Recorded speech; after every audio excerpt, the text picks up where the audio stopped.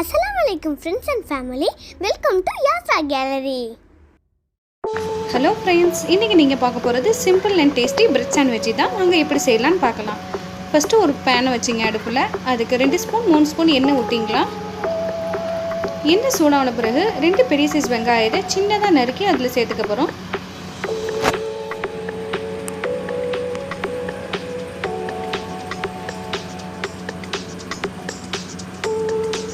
நல்லா ஈவனா வதக்குங்க. ஒரு 5 minutes இருக்கும். இதுக்கு இடையில இன்னொரு அடுப்புல சின்னதா ஒரு pan வச்சு அதுல கொஞ்சமா எண்ணெயை ஊத்தி சிக்கன் கைமாவை இதல ஆட் பண்ணிக்க போறோம். இது கூட கொஞ்சமா மஞ்சள் தூள், கொஞ்சமா உப்பு போட்டு இத அப்படியே mix பண்ணி இத அப்படியே வெந்துக்கிட்டு இருக்கட்டும். இப்போ வெங்காயம் போட்டு 5 minutes ஆடிச்சு. 2 சின்ன சைஸ் கேரட்டை துருவி நறுக்கி வச்சிருக்கோம். சீவி அதை இதல சேர்த்துக்க போறோம். இத நல்லா இது கூட கொஞ்சம் மஞ்சள் தூள், தேவையான அளவு உப்பு, அவ்வளவுதாங்க. இத போட்டு அப்படியே mix பண்ணுங்க. அப்ப சிக்கன் கைமா ரெடி ஆயிடுச்சு. இதையும் அதுல நம்ம சேர்த்துறலாம். ஆனியன் கூட சேர்த்துறலாம். அது கூட 2 பச்சை மிளகாய் பொடிசா நறுக்கி அதுல போட்டுருங்க.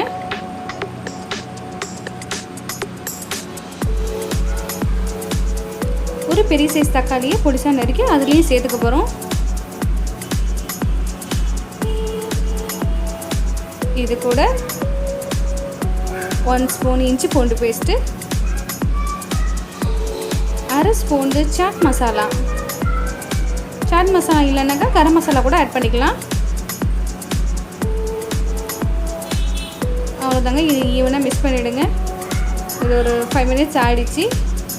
இப்போ மல்லி புதினாவை திருவெல்லாம் நறுக்கி இதில் சேர்த்துக்க போகிறோம். அவ்வளோதான். இது மிக்ஸ் பண்ணி அடுப்பை ஆஃப் பண்ணிடலாம். இது ப்ரெட்டுக்கு தேவையான சாண்ட்விச் ஸ்டஃபிங் ரெடி ஆகிடுச்சு. இப்போ ப்ரெட் எப்படி செய்யலான்னு பார்க்கலாம்.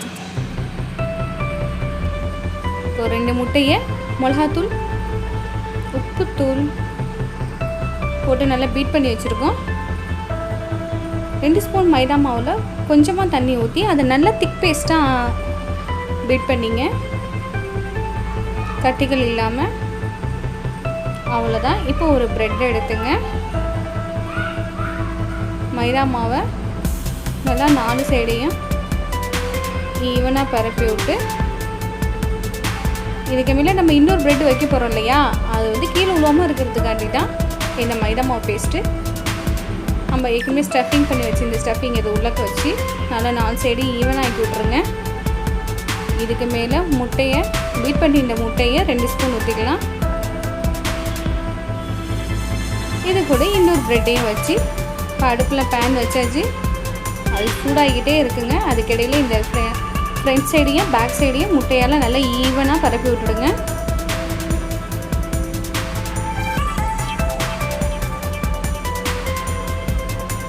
அவ்வளோதாங்க. இப்போ ஈவனாக பரப்பி விட்டாச்சு. இப்போ நம்ம பேனில் வச்சிடலாம்.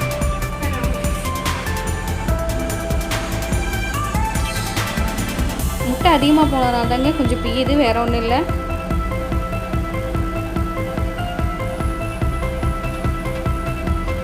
அவ்வளோதான். 2வது சைடும் போட்டாச்சு. இதை ஒரு தட்டுக்கு ட்ரான்ஸ்ஃபர் பண்ணிக்கலாம். அது மாதிரி இன்னொரு சாண்ட்விட்சு இந்த மாதிரி போட்டுங்க. கொஞ்சமாக எண்ணெய் ஊற்றி இது ஈவனாக செவந்ததுக்கப்புறம் நம்ம ஒரு தட்டுக்கு ட்ரான்ஸ்ஃபர் பண்ணிடலாம். Simple and tasty bread sandwich ready ஆகிடுச்சு. இதை நீங்களே செஞ்சு பார்த்து எப்படி இருந்துச்சுன்னு கமெண்ட்ல சொல்லுங்கள்.